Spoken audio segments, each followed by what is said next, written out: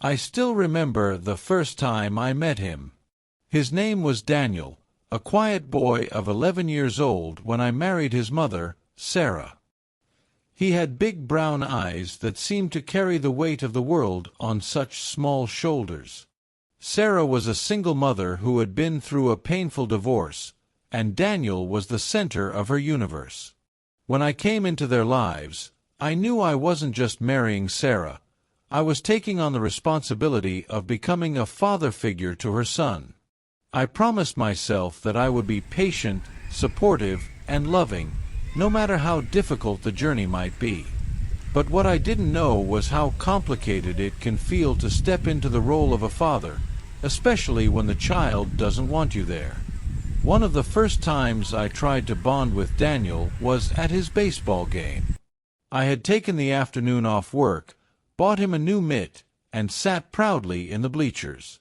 I cheered for him louder than anyone else. But when the game ended and the team gathered around, Daniel walked right past me and hugged his coach instead.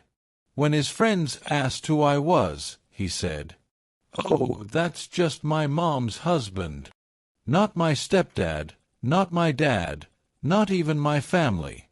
Just my mom's husband." It stung.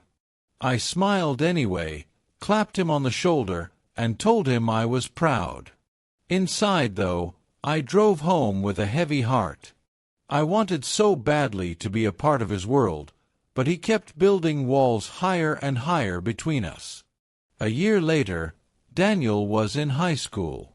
I noticed he didn't have a good phone for schoolwork and staying connected with his mom, so I saved up and bought him the latest smartphone. I thought it would show him that I cared. When I gave it to him, he didn't say, "Thank you." Instead, he rolled his eyes and muttered, "I bet my real dad would have gotten me a better one anyway." I can't explain how much that hurt. I had spent weeks putting money aside, skipping lunches at work, just to give him something I thought he would love. And yet, his words cut me deeper than any knife could. Still, I didn't raise my voice. I simply said, "Well, I hope it helps you with school, son." And I walked away, letting him think whatever he wanted. By the time he turned 18, the tension between us had only grown. Daniel got accepted into a good college, and I offered to help pay his tuition. Instead of gratitude, he snapped at me in front of Sarah. "I don't need your money. You're not my real dad. Stop acting like you are." The room went silent. Sarah's eyes filled with tears, and I just stood there, stunned. After years of supporting him, driving him to practice, helping with homework, and sitting through school plays, all I wanted was for him to see me as someone who cared. That night, I lay awake wondering if I was wasting my time. Maybe he would never accept me. Maybe no matter what I did, I would always just be my mom's husband. But life has a way of teaching us lessons when we least expect them. One winter evening during Daniel's sophomore year of college, I got a phone call. His voice was shaky, almost unrecognizable. "Hey, I know it's late, but can you come pick me up?" He was stranded 2 hours away, his car broken down in the freezing cold. Without a second thought, I grabbed my coat, got in the truck, and drove through the snowstorm to find him. When I pulled up, he looked tired, embarrassed, and a little scared. For the first time, I saw not a rebellious teenager, but a young man who needed help. We didn't talk much on the ride home, but before he went inside, he whispered, almost too softly to hear, "Thanks, Dad." It was the first time he had ever called me that, and I will never forget it.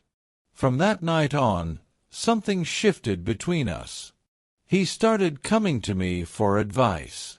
He asked for help with his resume, with car troubles, with life decisions. One evening, while sitting on the porch, he finally opened up. I used to hate you, you know. Not because you did anything wrong, but because I felt like you were trying to replace my dad. I thought if I let you in, it meant I was betraying him. But you never gave up on me, and now I realize you weren't trying to take his place. You were just trying to be there for me. Tears welled up in my eyes as I realized that all those years of patience, kindness, and quiet support had finally broken down the walls he had built. Today, Daniel is married with a family of his own. And every Father's Day, he calls me and says the words I once thought I'd never hear. Happy Father's Day, Dad. Thank you for never giving up on me. If there's one thing I've learned from this journey, it's this. You cannot force love or respect, but you can earn it through consistency, patience, and kindness. A child may resist you, misbehave, or push you away, but if you keep showing up with love instead of anger, with patience instead of bitterness, one day they'll see the truth. Because polite, steady behavior has the power to transform even the hardest heart. And I am living proof of that.